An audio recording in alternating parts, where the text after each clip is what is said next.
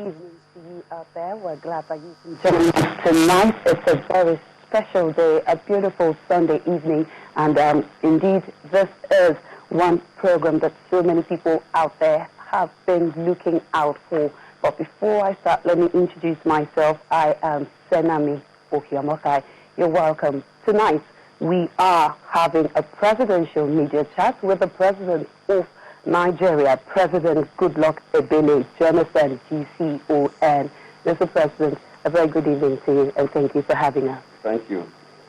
All right, I am not alone to also talk to the president, to discuss with the president. Recently, I have to my immediate left, I have Shehu Dauda. Shehu Dauda is Editor-in-Chief, Capital Post.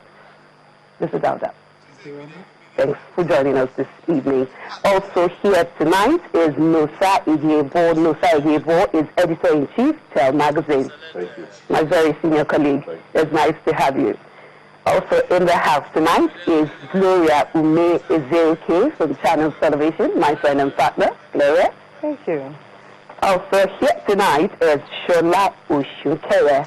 Shola Osunkeye is the General Editor, The Sun newspapers. Shola, it's nice to have you join us as well. Thank you very much. Mr. President, thank you for hosting us. Thank you for having us here tonight. Shola said if he had the opportunity earlier, the first thing he would ask you is how hot is your seat? Because most people say the president is on the hot seat. Thank you. This could be very hot, probably very cold. Both extremes makes it a bit uncomfortable for any human being. Of course, it's hot in the sense that whatever happens in the country, we will look up to the president. Just like as I mentioned in the church today, all of us left last night thinking that by today we'll go to church to pray and thank God for the 53rd anniversary. Just a few minutes after 12 midnight, about 22 students were killed in the north, in the Yobe state. We got that information maybe 10 minutes after the incident happened. Of course, I asked if you're me as the president of the country, what would you tell the parents of these young men, students? And I asked, why did they kill them? Is it ethnic cleansing? In that case, these students you killed from which ethnic group? Is it because you don't like the face of the president?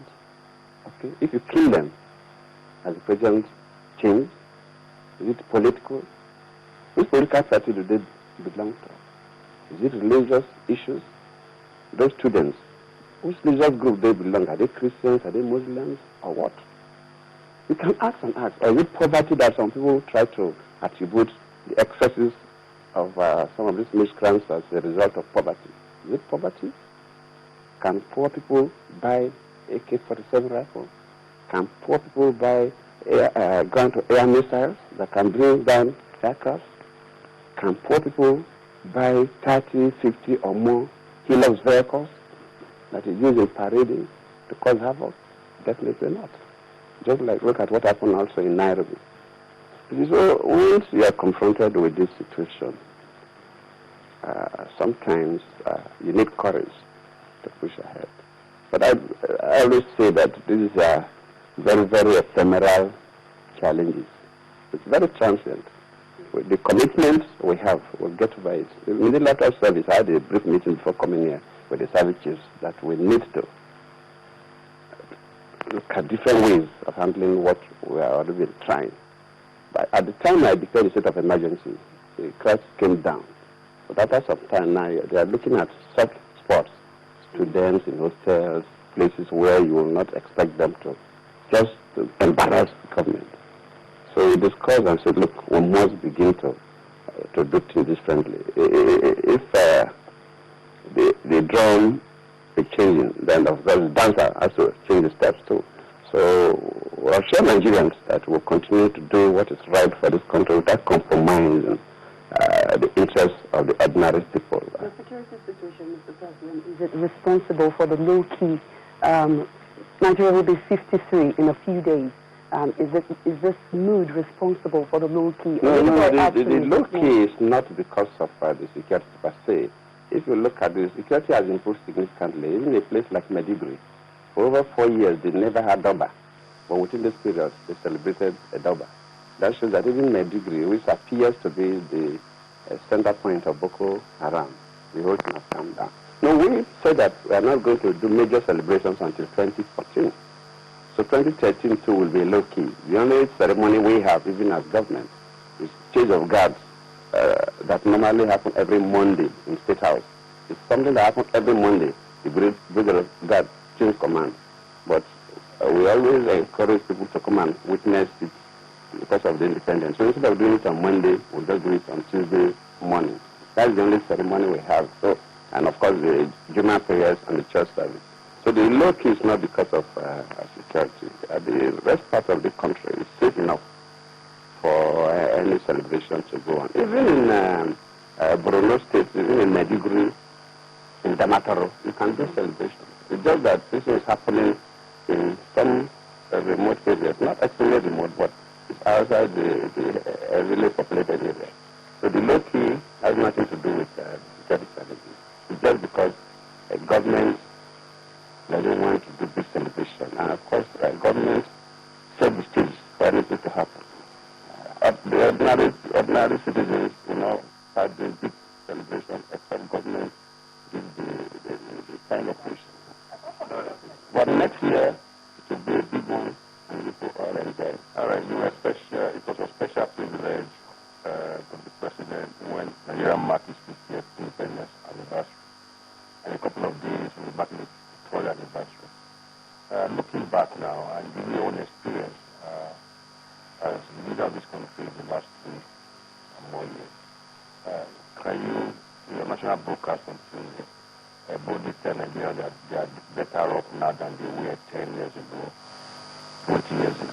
Particularly from where your party, the PDP, assumed leadership of this country in 1999. If you ask me whether Nigerians are better off, definitely no, Nigerians are better off. We have our challenges, no doubt about that. But in terms of improvements in our society, I think the standard of life of Nigerians now compared to the past is better.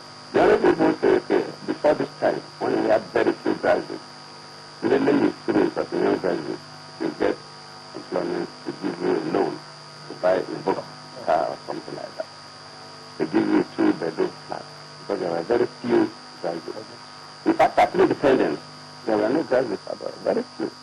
So even schools are those who have postgrads or the equivalents of the postgrad, who are very big people. In fact, in some countries, if you read Zambia must be free, Kenneth Kaunda, I will tell you that at independence, I don't know the number of graduates in the country. And so as we are talk about the number of universities, how many universities we had at independence? How many universities we have today? Within these 3 years, like you said, I've been in charge for 3 years, few months. Within these 3 years, few months alone, I made sure that every state has a federal university. Before I took over, we have 17 states in the southern part of this country. Out of the 17 states in the southern part of the country, only 3 that doesn't have federal universities. So at least 14 had.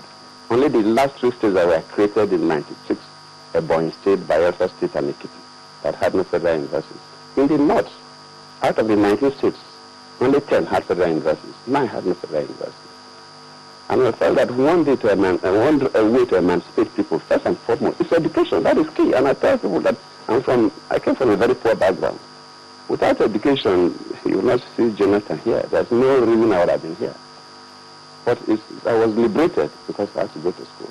So for you to liberate any group of human beings, whether they are from the southern creeks, the southern swamps of the Niger Delta, or the northern extreme, is education.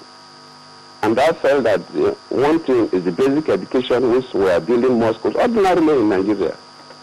Basic education, that's primary and secondary, is in the hands of first 3 years of the secondary and primary. That's basic education. It's supposed to be exclusive preserve of the state. But we're still intervening because of the challenges we have, especially in the north. But when they pass through that basic education, you must expose them to some level of tertiary education. And I said that the way to start is to make sure that every state has a